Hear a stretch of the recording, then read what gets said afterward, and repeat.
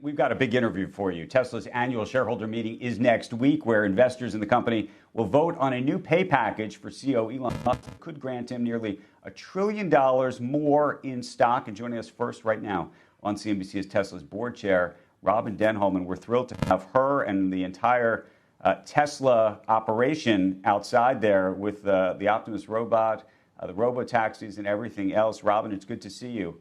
Thanks for joining us. Great to see you as well, Andrew.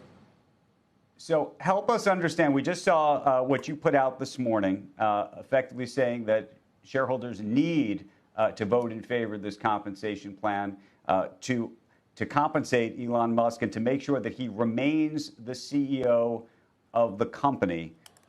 Make the argument for us, in part because I should note that, some of the firms like ISS and Glass Lewis, these governance firms, have actually told shareholders the opposite. They've said, vote against this plan. There have been others that have said that effectively Elon Musk is holding the shareholders hostage. You've been with your board sitting discussing this, and you believe that this is in the best interests of shareholders. Why? Well, Tesla's in a transformative stage at this point in time. We're leaning in very heavily to the AI space in terms of both the vehicles, in terms of FSD, but also in terms of Optimus and the robots, as you can see here in New York today. And so for us, we sat back as a board and actually determined that this is the right time to lean into that transformation and for Elon to lead that transformation. And we then formed a special committee to actually determine what the right incentive program was to have him motivated to deliver unprecedented value for shareholders over this next decade. And so what do you tell shareholders who say, this just seems like too much money? He's already incentivized. He owns a big chunk of the company already. I mean, that would be the pushback, right?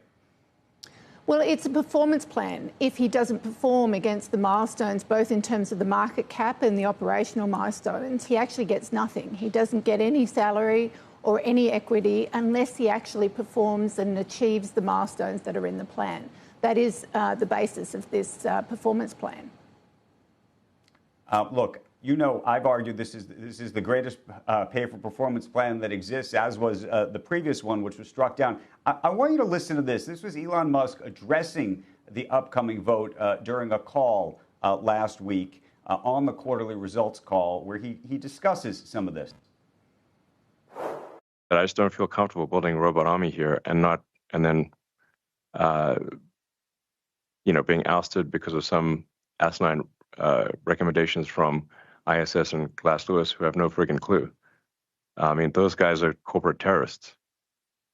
And the problem, so let me explain the core problem here is that so many of the index funds, the passive funds, vote along the lines of whatever Glass Lewis and ISS recommend.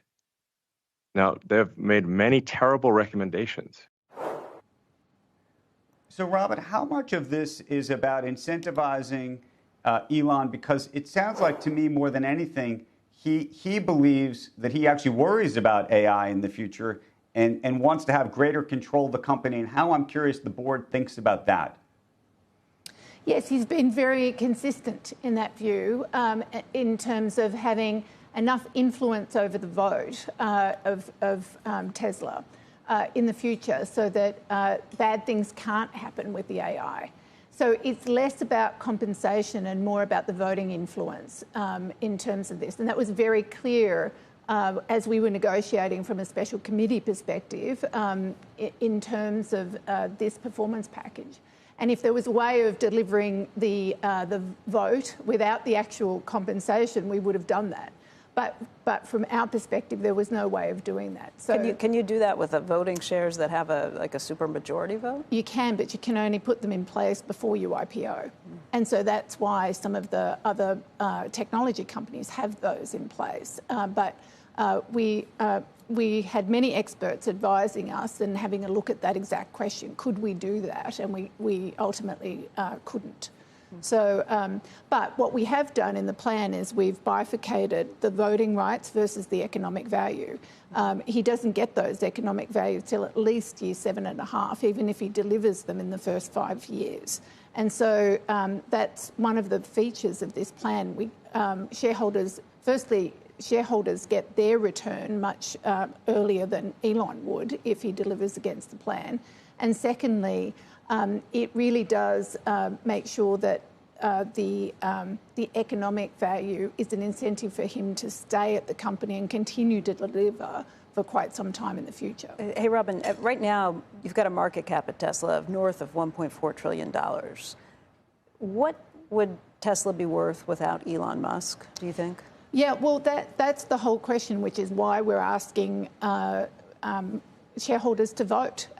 We're at this important inflection point. You know, there is nothing wrong with being just a car company. There are plenty of car companies out there. We think we deliver great cars out into the marketplace. But the opportunity for Tesla in the future, given this AI focus and attention and the unique capabilities that we have as an organisation and that Elon brings to us, really does mean that the opportunity for the company ahead of us is significant.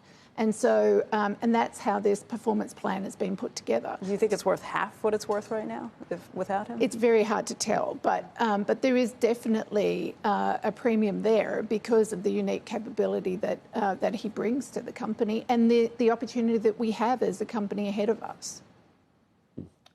You'll never be an old-style company, Right. I guess, Robin, where I'm looking for some new models. I mean, if you're going to that, you don't need a sexy new model for me, do you? But the first one was so great, the Model S, obviously, the style and everything about it. Still a great car. It is. Is there any way I can hope for some really cool, I don't know, is a Roadster, a new one coming? It's on the roadmap. It's on the roadmap. Do you have any? Can you describe it to me? Is it bigger than a brand? I'm not going to announce. But if you're doing all this, maybe you don't need to do what we've always done. You know, a new Mustang, or you don't need the old way we think of American cars. Yeah, I mean, Elon talked about that last week on the earnings call. He did, yeah. You know, leaning into FSD and actually AI in the vehicles has actually been the focus over this last period of time. The integration of that with a really purpose-built vehicle for autonomy is actually really important, which is why you see the cybercab. Yeah. And again, the vehicles that we have on the road today are great vehicles using full self-driving as well.